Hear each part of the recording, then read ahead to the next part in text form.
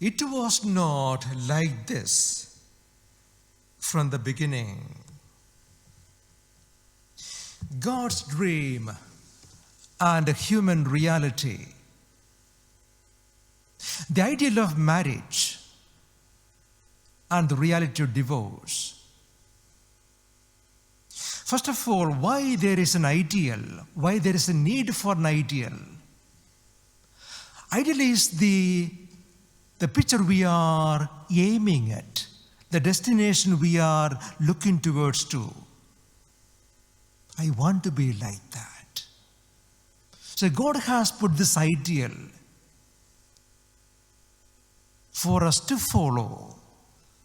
Doesn't ever mean we can fully or completely live that ideal. Before going into details, let me say this too. If you are a parent, you will understand this.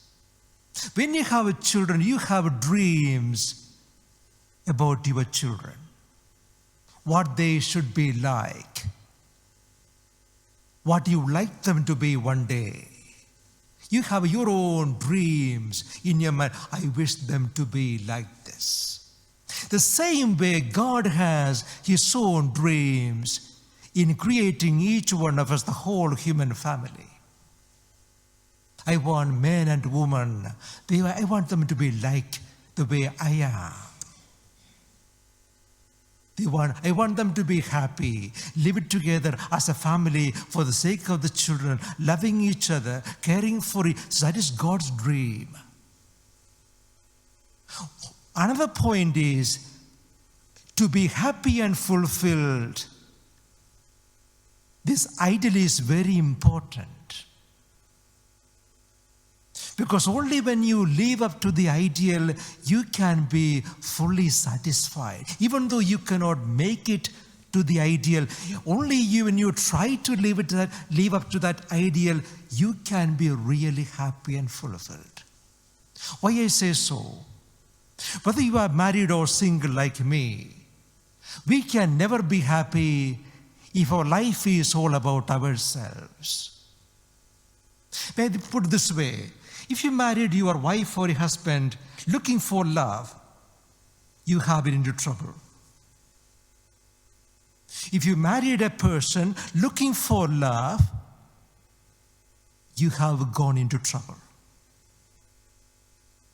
If you married someone because you wanted to give love to somebody, then you are going to make it. May I say it again?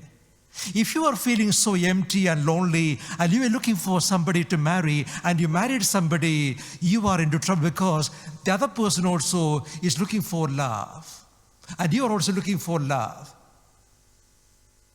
How can you be happy?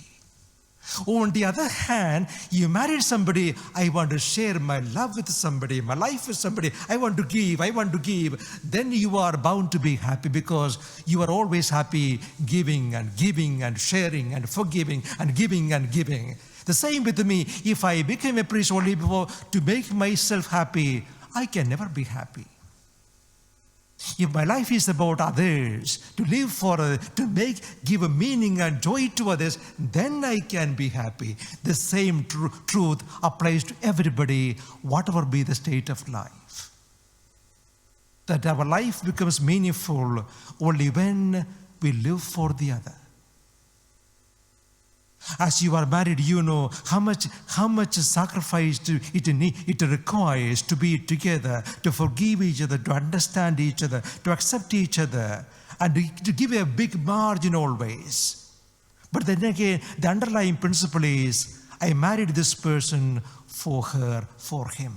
To love him, to cherish him, and live with him more. Not for anything, but to give my life to this person. When both of you have this ideal in mind, we are like God Himself. I said, God made us from His love to share. He was sharing His love with us in making us as we are. Unless we live that ideal, to be like God Himself, we can never be happy or fulfilled. May the Lord help us, whatever be our state of life.